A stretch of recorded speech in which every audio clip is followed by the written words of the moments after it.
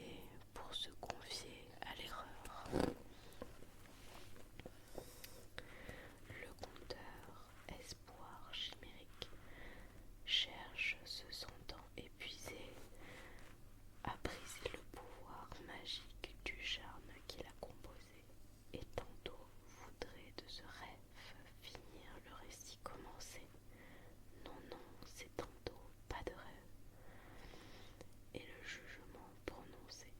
Ainsi du pays des merveilles se racontèrent lentement les aventures sans pareil, incident après incident. Alors, le prochain rivage où nous devions nous tous débarquer rama le joyeux équipage. La nuit commençait à tomber. Tous à Lys acceptent l'offrande de ces gais récits enfantins et tressent une guirlande comme on voit faire aux pèlerins de ces fleurs qu'ils ont recueillies et que plus tard dans l'avenir, bien qu'elles soient hélas flétries, ils chérissent en souvenir.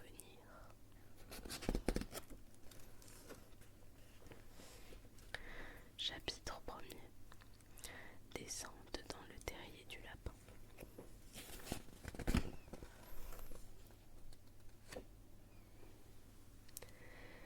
Assise à côté de sa sœur sur le talus, Alice commençait à être fatiguée de n'avoir rien à faire. Une fois ou deux, elle avait jeté un coup d'œil sur le livre que lisait sa sœur, mais il n'y avait dans ce livre ni image ni dialogue.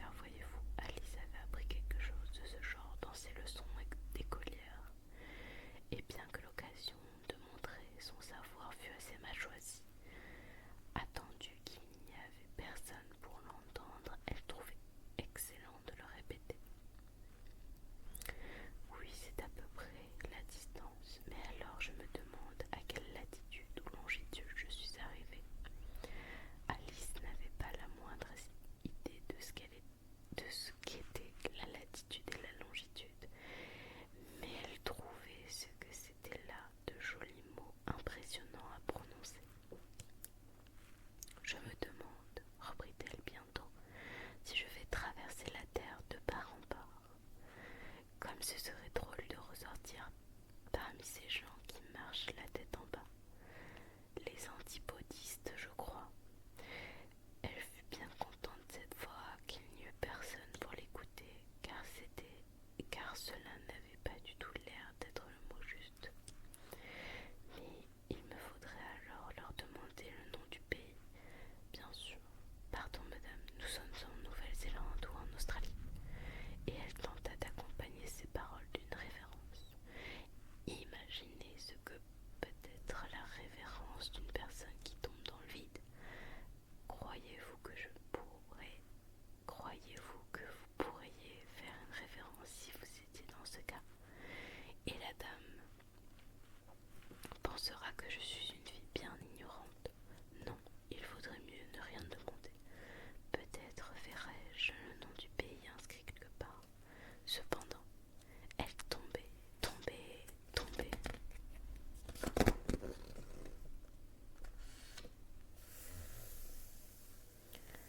Voilà encore une sublime image. Je suis vraiment très très fan.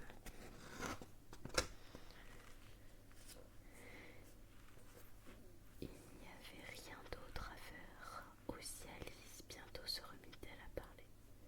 Je vais beaucoup manquer à Tina. Ce soir, c'est certain. Tina, c'était la chatte. J'espère que l'on n'oubliera pas de lui donner à 4 heures sa soucoupe de lait. Tina, ma chérie, comme je voudrais t'avoir ici avec moi. Il n'y a pas de souris dans les airs, je le crains.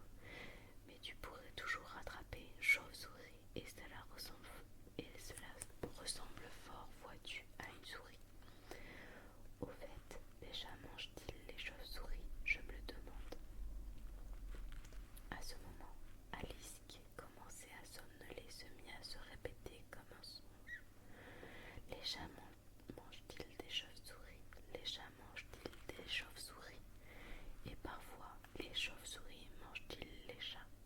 Car voyez-vous, étant incapable de répondre à aucune des deux questions, peu importait qu'elle se posât l'une ou l'autre, elle comprit qu'elle était en train de s'assoupir pour tout de bon, et elle venait à peine de commencer à rêver qu'elle se prenait la main dans la main avec Tina en lui demandant très sérieusement: Allons Tina, dis-moi la vérité, as-tu jamais mangé de chauve-souris? Quand soudain, patatras, elle s'affala sur un tas de branchages de feuilles mortes et sa chute prit fin. Alice, qui ne s'était pas fait le moindre mal, se remit sur pied tout aussitôt.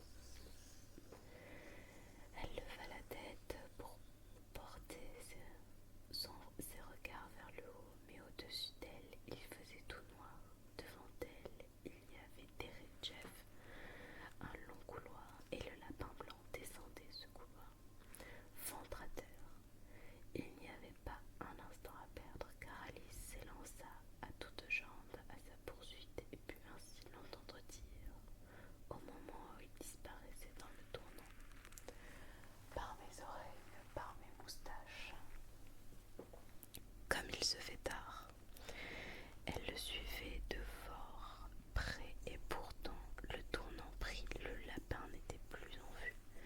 Elle se trouvait dans une salle longue et basse qu'éclairait une rangée de lampes suspendues au plafond. Il y avait des portes tout autour de la salle, mais ces portes étaient fermées à clé, et lorsqu'Alice l'eut parcouru dans les deux sens et eut enfin tenté de les recouvrir l'une après l'autre, elle retint tristement vers le milieu de la salle en se demandant comment elle aurait pu ressortir. Soudain, elle se trouva devant une petite table à 3 pieds, toute de verre massif. Il n'y avait rien dessus, si ce n'est une minuscule clé d'or.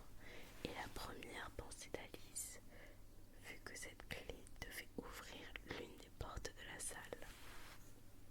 Mais hélas, les serrures étaient-elles trop grandes ou la porte trop petite? Tout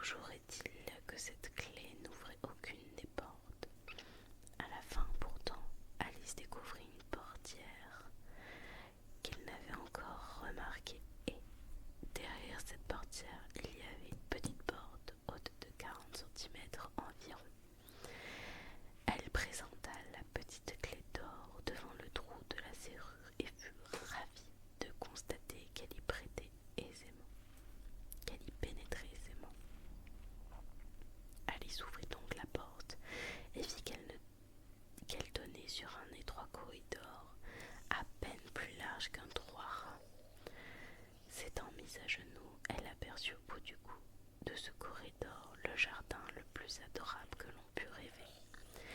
Comme elle voulut sortir de cette sombre salle et se promener parmi ces parterres de fleurs aux couleurs éclatantes et ces fraîches fontaines, mais elle ne pouvait même pas passer la tête par le chambranle.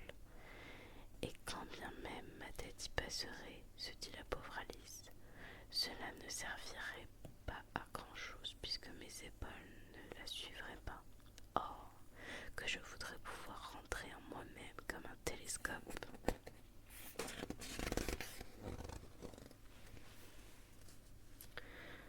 Je crois que j'y parviendrai si seulement je savais comment m'y prendre pour commencer.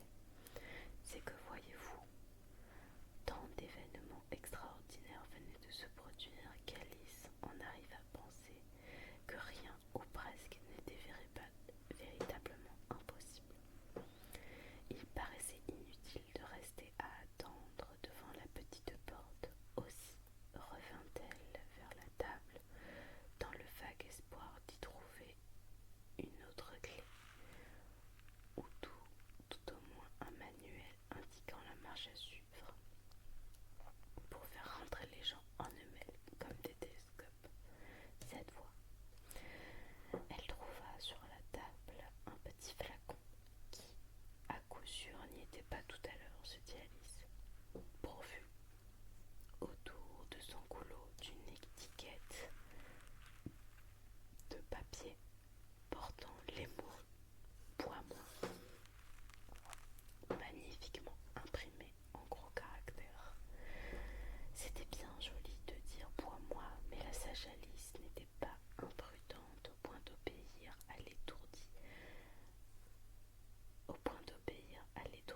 à cette injonction. Non, je vais d'abord voir, se dit-elle, si le mot poison y est ou non mentionné, car elle avait lu plusieurs charmantes petites histoires où il était question d'enfants brûlés vifs ou dévorés par des bêtes sauvages ou victimes de maintes autres mésaventures, toujours parce qu'ils n'avaient pas voulu se souvenir des simples avertissements que leur ami leur avait donnés. Ignorons par exemple qu'un tisonnier chauffé à rouge vous brûle si vous le tenez en main trop longtemps, et que si l'on se fait au doigt avec un couteau une coupure très profonde, cela saigne généralement, et elle n'avait jamais oublié non plus que si l'on boit une bonne partie du contenu d'une bouteille portant l'inscription poison, il y a peu près certain que l'on aura des ennuis tôt ou tard. Néanmoins, ce flacon-là ne portait assurément pas l'inscription poison, car Alice se hasarda à en goûter le contenu, et l'ayant trouvé délicieux. Il avait en effet un goût de tarte aux cerises mêlé à la saveur de la crème, à la vanille, d'ananas, de dinde brisée, de caramel et de rôti au beurre. Elle eut au fait de l'avaler jusqu'à la dernière goutte. Quelle drôle de sensation, fit Alice.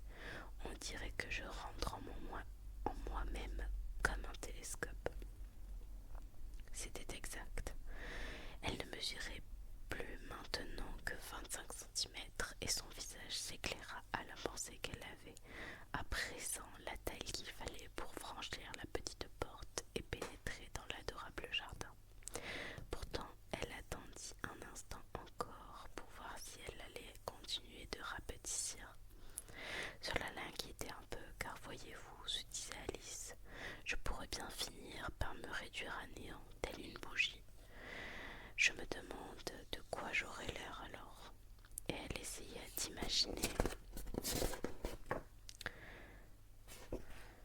à quoi ressemble la flamme d'une bougie que l'on a soufflée, car elle ne se souvenait pas de l'avoir vu jamais rien de semblable. Au bout d'un moment, et comme il se passait rien, elle décida d'aller dans le jardin sans plus attendre. Mais hélas, pauvre Alice,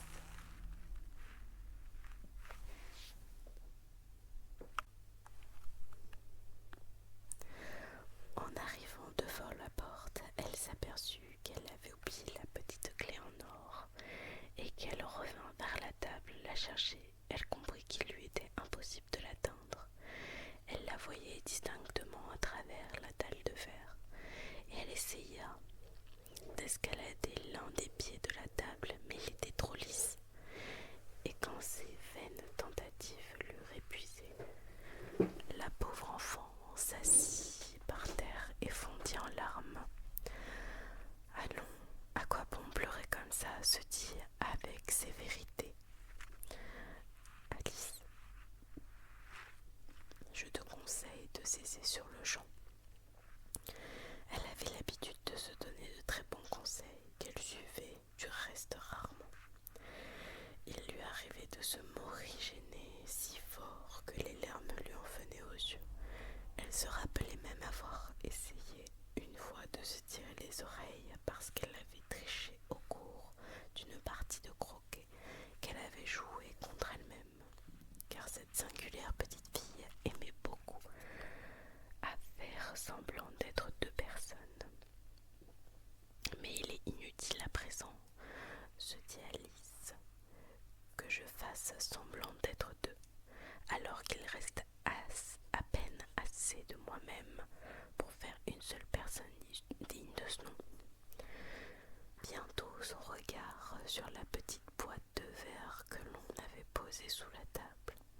Elle l'ouvrit et trouva devant un très petit gâteau sur lequel le mot « mange-moi » était fort joliment inscrit aux lettres formées par la juxtaposition d'un certain nombre de grains de riz sec.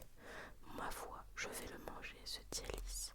S'il me fait grandir, je pourrai atteindre la clé, et s'il me fait rapetisser, je pourrai me glisser sous la porte. Donc de toute façon, je pénétrerai dans le jardin, et ensuite, advienne qui pourra. Elle mangea un petit morceau du gâteau et se demanda avec inquiétude dans quel sens, en tenant sa main posée sur sa tête pour savoir si elle grandissait ou rapetissait, et elle fut toute surprise de constater qu'elle ne changea pas de taille. Certes, c'était là ce qui se produit généralement lorsque l'on mange un gâteau, mais Alice était tellement habituée désormais à n'attendre que de l'extraordinaire qu'il lui parut tout triste et tout stupide de devoir admettre qu'il ne se produisait rien d'anormal, et elle se mit donc à devoir dévorer le reste du gâteau. Chapitre 2. La mare de larmes.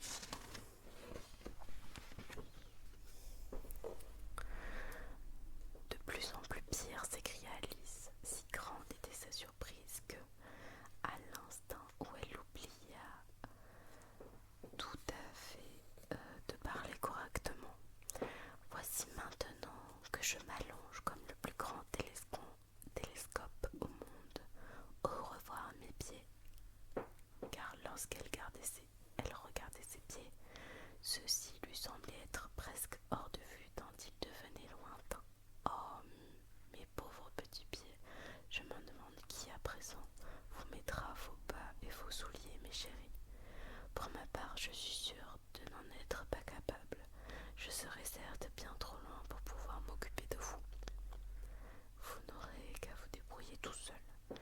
Mais il faut que je sois gentille avec eux, se dit Alice, sinon ils pourraient refuser de me conduire là où je voudrais aller. Voyons un peu, je leur ferai un cadeau d'une paire de souliers neufs à chaque Noël. Et elle continua d'imaginer comment elle arrangeait cela. Il faudra que je les confie à un commissionnaire, pense-t-elle, et comme cela paraîtra cocasse d'envoyer des cadeaux à ses propres pieds, et comme l'adresse aura l'air bizarre, monsieur le pied droit d'Alice, devant le foyer, près le garde-feu, avec l'affection d'Alice. Oh mes aïeux, quelle sottise je suis en train de dire là. À cet instant précis, sa tête heurta le plafond de la salle. En fait, elle mesurait maintenant plus de 2,75 m.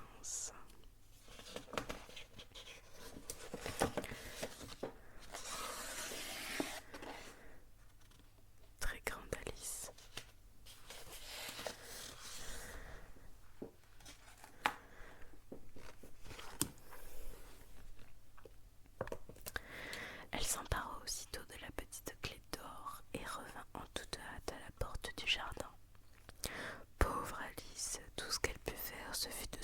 sur le flanc pour regarder d'un œil le jardin, mais passer de l'autre côté était plus que jamais impossible.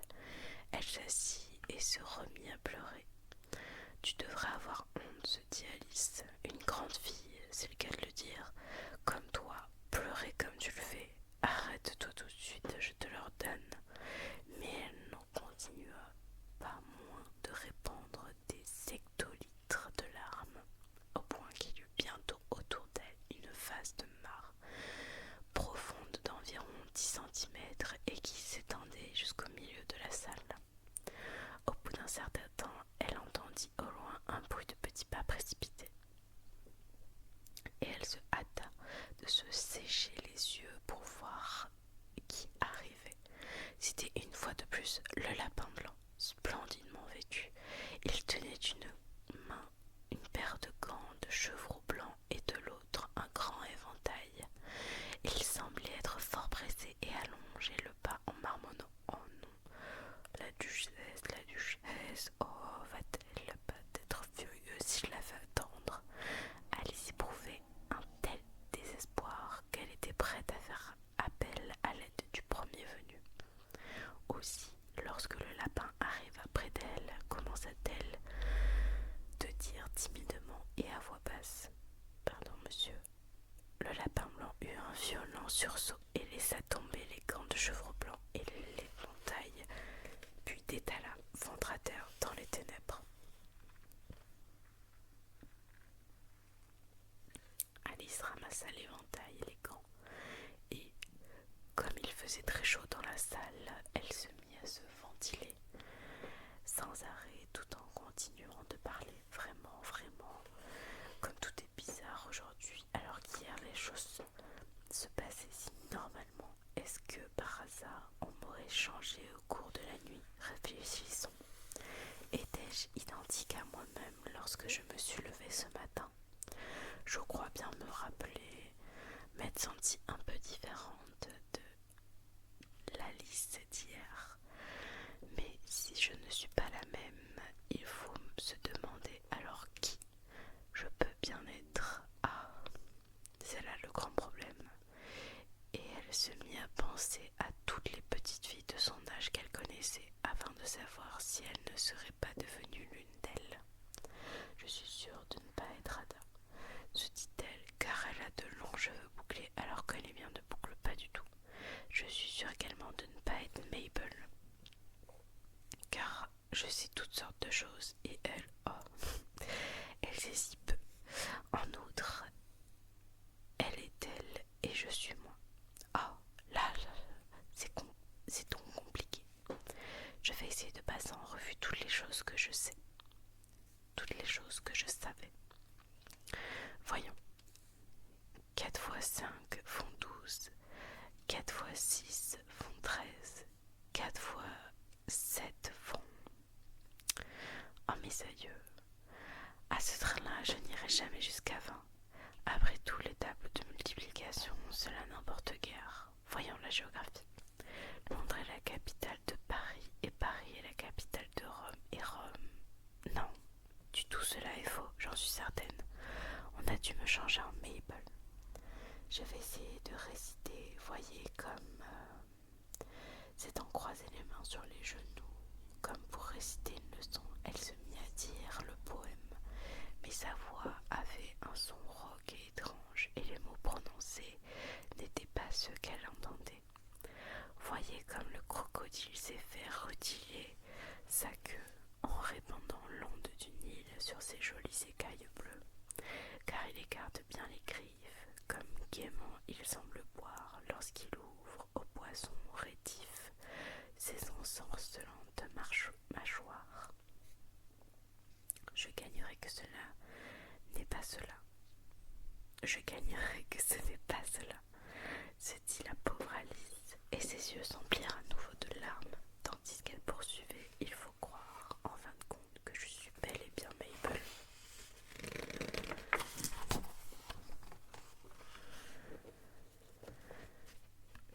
Je vais donc devoir aller vivre dans cette maisonnette exiguë où je n'aurai presque plus de jouets et où, par contre, j'aurai tant de leçons à apprendre. décision est prise. Si je suis Mabel, je ne bouge plus d'ici.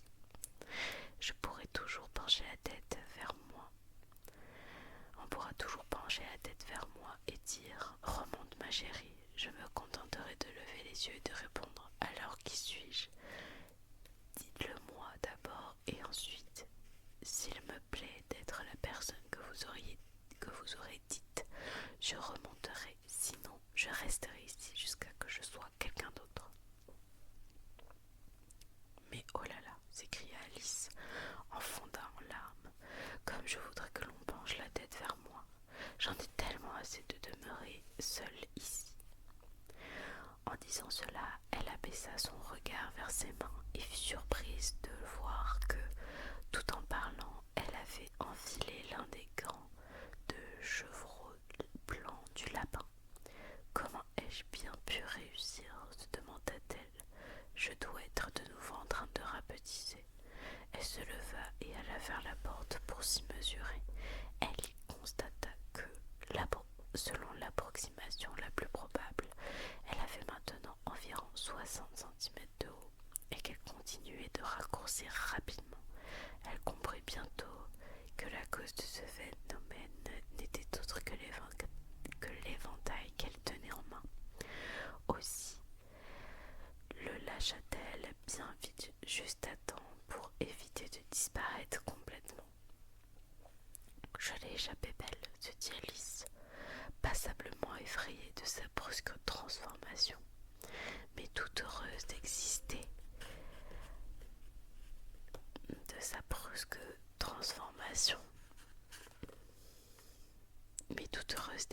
Encore. Maintenant, au jardin. Et elle se précipita derechef vers la petite porte. Hélas, la petite porte avait été fermée et la clé d'or était posée sur la table comme auparavant. Tout va de mal en pis, pensa la pauvre Alice, car jamais encore je n'avais été si petite. Jamais. J'ai trop de malchance, vraiment. Comme elle disait ces mots, son pied glissa et à l'instant suivant, plouf, elle se trouvait plongée jusqu'au menton dans l'eau salée. Sa première idée fut qu'elle était par suite de circonstances inexplicables tombée dans la mer. Dans ce cas, se dit-elle, je pourrais prendre le train pour faire le voyage de retour. Alice était allée au bord de la mer une fois dans sa vie et, par une généralisation hâtive, elle en avait conclu que partout où l'on va sur les côtes anglaises, on trouve un grand nombre de cabines de bain trempant dans l'eau. Des enfants en train de creuser des trous dans le sable à l'aide de pelles en bois, puis une rangée de pensions de famille et, derrière ces pensions de famille, une gare de chemin de fer. Cependant, elle ne tarda pas à comprendre qu'elle se trouvait dans la mare formée par les larmes qu'elle avait versées lorsqu'elle avait 2,75 m de haut. « Je regrette d'avoir tant pleuré, » se disait Alice, en nageant et en s'efforçant de gagner la rive. « Je vais en être bien punie maintenant, je suppose. S'il me faut me noyer dans mes propres larmes, ce serait là un bizarre accident à coup sûr. » Mais tout était bizarre aujourd'hui. À cet instant précis, elle entendit patauger non loin d'elle dans la mare. Elle se mit à nager pour voir de quoi il s'agissait, dans la direction d'où venaient les bruits. D'abord, elle pensa que cela pouvait être un morse ou un hippopotame, mais se souvenant qu'elle était à présent toute petite, elle comprit bientôt que ce n'était qu'une souris qui avait glissé dans la mare, tout comme elle. Pourrait-il être de quelque utilité maintenant, se demanda Alice, de parler à cette souris. Tout est si extravagant dans ce souterrain qu'il n'est pas du tout improbable.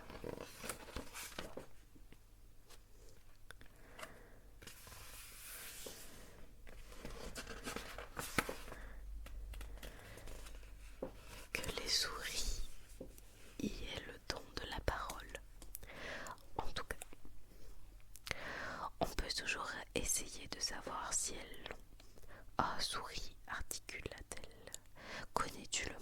sortis de cette mare. J'en ai assez de nager en cette onde. Oh, souris! Alice estimait que c'était en de tels termes qu'il convenait de parler à une souris. Jamais encore elle ne s'y était exprimée de la sorte. Mais elle se rappelait avoir vu dans la grammaire latine de son frère une souris d'une souris. Ah, une souris, oh souris. La souris la regarda avec curiosité. Alice crut même la voir cligner l'une de ses yeux. Mais elle ne répondit rien. Peut-être ne comprenait-elle pas l'anglais, pensa Alice. C'était sans doute une souris française venue ici avec Guillaume le Conquérant. Malgré tout son savoir historique, Alice n'avait pas une très claire idée de la chronologie des événements. Elle reprit donc. « Où est ma chatte ?» C'était la première phrase de son manuel de français. La souris bondit soudainement hors de l'eau et elle sembla que tout son corps frissonnait d'épouvante. « Oh, je te demande pardon !» s'écria aussitôt Alice, craignant d'avoir froissé la pauvre bête. « J'oubliais que tu n'aimais pas les chats. »« Que je n'aime pas les chats !» s'exclama d'une voix aiguë et vibrante la souris. « Et vous, les aimez-vous les chats si vous étiez à ma place ?» « Peut-être bien que non, » répondit Alice conciliante. « Ne va pas te fâcher pour cela. Pourtant, je voudrais bien pouvoir te montrer notre chatte, Tina. Je crois que tu te mettrais à raffoler des chats si seulement tu la voyais une fois. Elle est si pacifique. » Poursuivit à mi-voix tout en nageant paresseusement dans la mare Alice. Elle ronronne si gentiment au coin du feu tandis qu'elle se lèche les pattes et se lave la figure, et si doux de la dorlotée. Et puis elle est sans rival pour ce qui est d'attraper les souris. « Oh, je te demande pardon !» s'écria derechef Alice, car cette fois-ci la souris avait les poils tout hérissés et la petite fille était sûre de l'avoir gravement offensée. « Nous ne parlerons plus de Tina puisque cela te déplaît. Nous n'en parlerons plus, vraiment, » s'écria la souris qui tremblait de la tête à la queue, comme si moi j'allais aborder un pareil sujet. Dans notre famille, on a de tout temps exécré les chats. Ce sont des êtres vils, répugnants, vulgaires. Ne prononcez plus jamais devant moi le mot chat. Plus jamais, promit Alice, qui avait hâte de changer de sujet de conversation. Aimes-tu les chiens ? La souris ne répondit pas et Alice poursuivit avec chaleur. Il y a près de chez nous un petit chien que j'aimerais pouvoir te montrer tant il est charmant. Un petit fox terrier à l'œil vif, vois-tu, avec de si longs poils bouclés. Il porte tous les objets qu'on lui jette. Il fait le beau pour demander son déjeuner et il l'exécute tant et tant de tours que je ne puis me rappeler la moitié d'entre eux. Il appartient, vois-tu, à un fermier, et ce fermier dit qu'il lui est tellement utile qu'il vaut bien 1000 francs. Il dit qu'il tue tous les rats et... Oh là là là, s'écria d'une voix chagrine Alice. J'ai grande peur de l'avoir de nouveau offensé, car la souris s'éloignait d'elle en nageant avec l'énergie du désespoir et en soulevant sur son passage une gerbe d'eau. Alice l'appela donc d'une voix doucereuse. « Reviens, je t'en prie, petite souris chérie, et nous n'en parlons ni de chat ni de chien puisque tu ne les aimes pas. »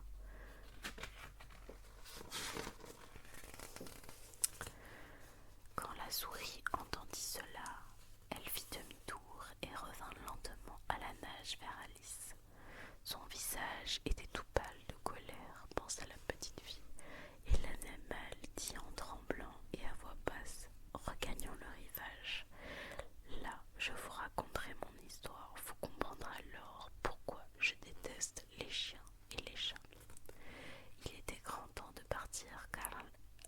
couloir se trouvait à présent fort encombré d'animaux divers qui étaient tombés dedans.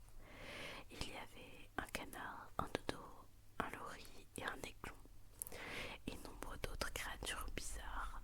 Alice se mit à leur tête et toute la troupe regagna à la nage la terre ferme. Chapitre 3. Une course à la commutarde et une longue histoire. Ce fut vraiment une singulière assemblée que celle qui se tint sur le rivage. Les oiseaux, les cerfs traînaient lamentablement leurs plumes, les mammifères avaient la fourrure collée au corps, et tous étaient trempés mal à l'aise et de maussade humeur. La première question abordée concerna, bien entendu, la façon de se sécher. Chacun donna son avis à ce sujet et, au bout de quelques minutes, il paraissait tout naturel à Alice de bavarder familièrement avec ses nouveaux compagnons, comme si elle les eût depuis toujours connus.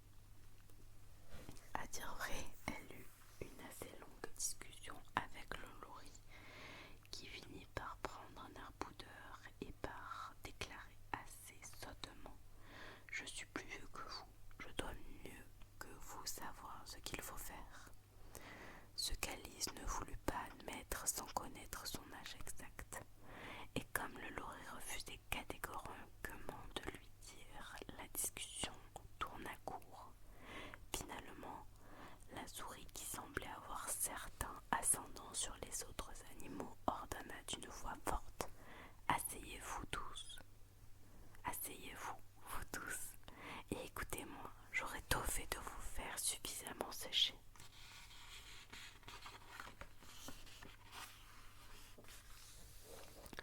Tout le monde aussitôt s'assit en formant un large cercle, au centre duquel se trouva la souris. Alice fixa sur elle un regard inquiet, car elle se rendait compte qu'elle allait attraper un bon rhume si elle ne séchait pas au plus vite. Fit la souris en prenant un air important. « Êtes-vous tous prêts? Voici l'histoire la plus aride, la plus propre à vous faire sécher sur pied que je connaisse. Silence à la ronde, je vous prie. » Guillaume le Conquérant, dans la cause bénéficiait de la faveur du pape, reçut bientôt la soumission des Anglais, qui avaient besoin des chefs et qui, depuis quelque temps, s'étaient accoutumés à l'usurpation et à la conquête. Edwin et Morcar, comtes de Mercie et de Northumbrie, fit en frissonnant le lori. « Je vous demande pardon, » dit la souris très poliment, mais en fronçant les sourcils. « Avez-vous dit quelque chose ?»« Ce n'est pas moi, » se hâta d'affirmer le lori. « J'ai cru entendre parler, » reprit la souris. « Je continue. Edwin et Morcar, comtes de Mercie et de Northumbrie, se rallièrent à son départ, et l'archevêque patriote de Canterbury, Stingand, lui-même trouva cela opportun. « Trouva quoi ?» demanda le canard. « Trouva cela, » répondit sans chercher à cacher sa contrariété la souris. « Bien sûr, vous savez ce que cela veut dire. »« Je sais assez bien ce que cela veut dire quand c'est moi qui trouve quelque chose, » dit le canard. « C'est en général une grenouille, un ver. La question est de savoir ce que trouva l'archevêque. » Sans prêter aucune attention à l'intervention du canard, la souris se hâta de se poursuivre. Trouvant cela opportun, se porta à Edgar Harteling à la rencontre de Guillaume pour offrir la couronne à ce dernier. Guillaume se conduisit d'abord avec modération, mais l'insolence de ces Normands. « Comment vous sentez-vous maintenant, ma petite ?» demanda-t-elle en se tournant vers Alice.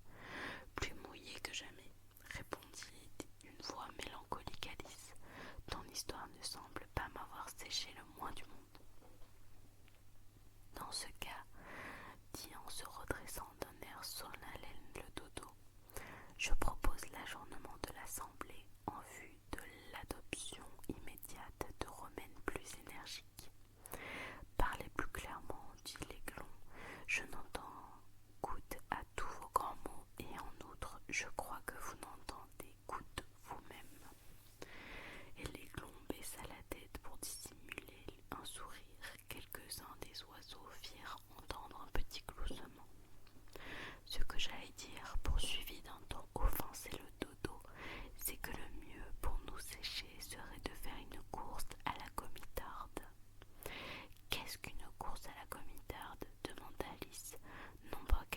souciait beaucoup de savoir, mais le dodo s'était interrompu comme s'il eût pensé que quelqu'un devait prendre la parole, et nul autre des assistants ne semblait disposé à dire quoi que ce fût. Ma voix, répondit le dodo, la meilleure façon d'expliquer en quoi consiste cette course est de le faire. Et comme vous pourriez avoir envie par quelques jours d'hiver de vous y essayer vous-même, je vais vous dire comment s'y prit le dodo. Tout d'abord, il délimita une piste de course vaguement circulaire. La forme exacte, dit-il, importe peu.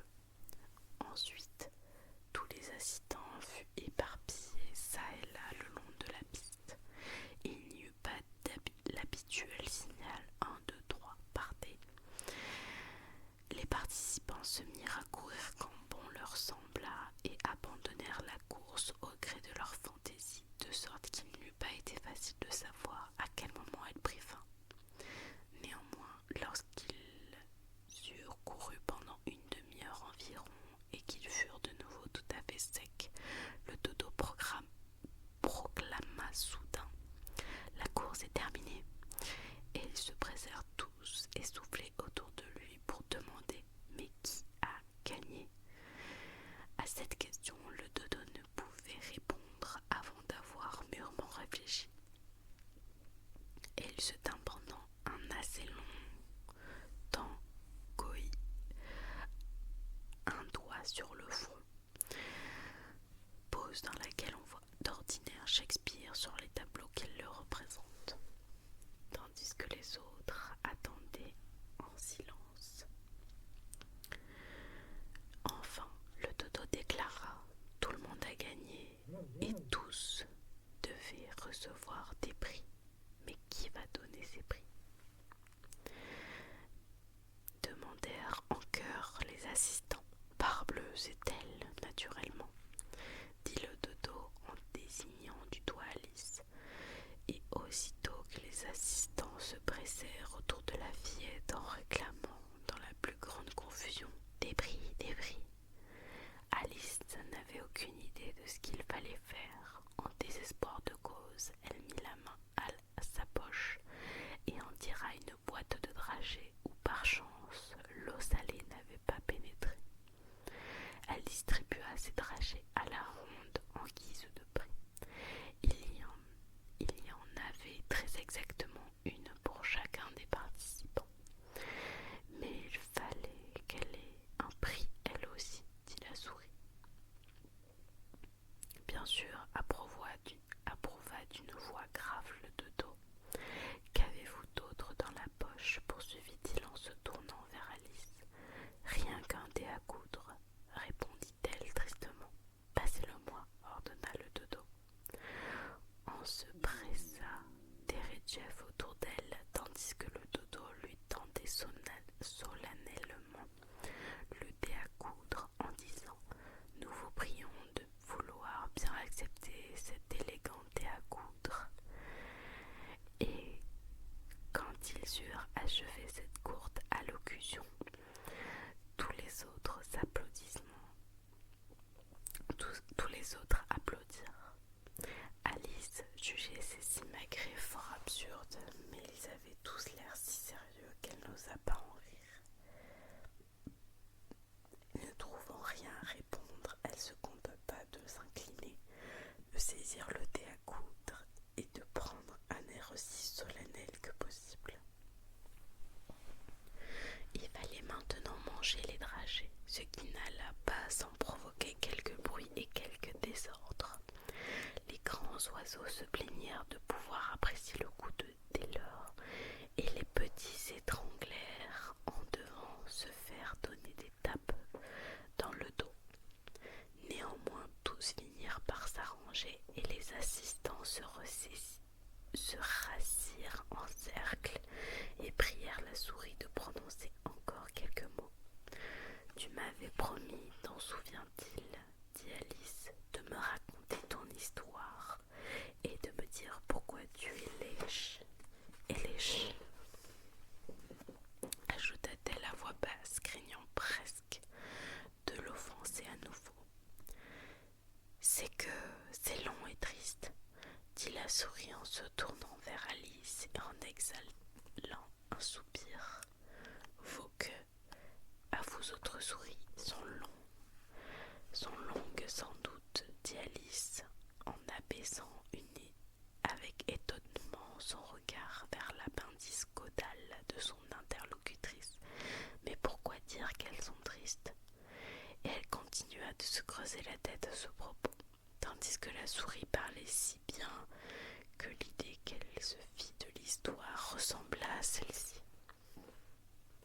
Furie dit à une souris qui l'avait surpris au logis: je te dresse un procès-verbal, suis-moi donc jusqu'au tribunal. Inutile de discuter, il faut que ce procès ait lieu, car ce matin, en vérité, je n'ai à faire rien de mieux. La souris répondit à un requet: mon cher monsieur, un tel procès sans jury et sans juge serait irrégulier. Moi je serai le juge et aussi le jury, dit le rusé Furie. Je réglerai ton sort par ce verdict, la mort. Vous ne m'écoutez pas, reprocha à Alice la souris d'un ton de voix sévère. À quoi pensez-vous donc? Je te demande pardon, dit d'un air contrit Alice. Tu en étais arrêté, je crois, à la 5e courbe. Ne, articula d'un ton sec la souris furieuse. Un ne, dit Alice, toujours prête à rendre service en jetant autour d'elle des regards scrutateurs. Oh, laisse-moi t'aider à le défaire. Jamais de la vie, s'écria la souris en se levant et en s'éloignant de la petite fille. Vous m'insultez en débitant des pareilles sottises. Telle n'était pas mon intention, protesta Alice, mais tu es, vois-tu, si susceptible. Pour toute réponse, la souris émit un chicotement. Je te prie, reviens finir ton histoire, lui cria Alice, et les autres s'exclamèrent en chœur. Oh oui, reviens. Mais la souris ne fit que hocher la tête rageusement et presser le pas. Quel dommage qu'elle n'ait pas voulu rester avec nous, soupira le lori dès qu'elle fut hors de vue, et une vieille mère crabe crut devoir profiter de l'occasion pour dire à sa fille: ah, ma chérie, que ceci te serve de leçon, ne perds jamais ton sang-froid. Silence, maman, répondit la jeune penseuse, non sans quelque hargne. Je ferai perdre patience à une mitre. Je voudrais bien que notre Dina soit ici, vraiment, je le voudrais bien, dit à haute voix sans s'adresser à personne en particulier Alice. Elle aurait eu vite fait de nous la ramener. Et qui est donc Dina? Si je peux me permettre de vous poser la question, demande le lori. Alice, toujours disposée à parler de sa favorite, répondit avec empressement: Dina, c'est notre chatte. Elle n'a pas sa pareille, je vous l'affirme, pour la capture des souris.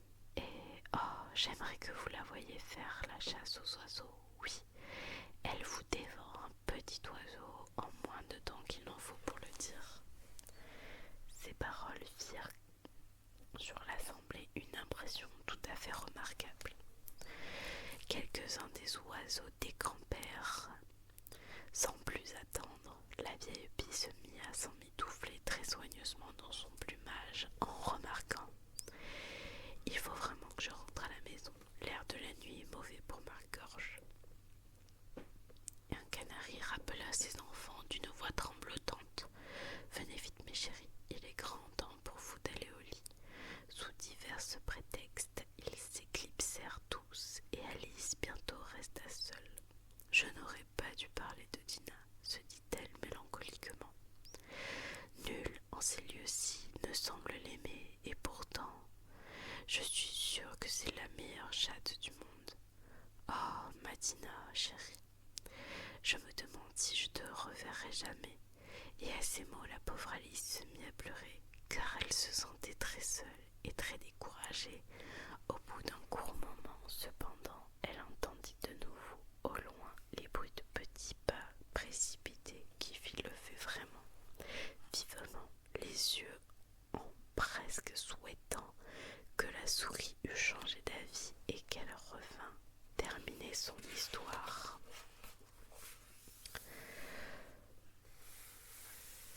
Sur ce, je vous laisse découvrir la suite. N'hésitez pas à feuilleter le livre pour ses magnifiques illustrations et sa mise en page tout à fait singulière. Je vous fais des bisous, prenez soin de vous et des autres. Ciao.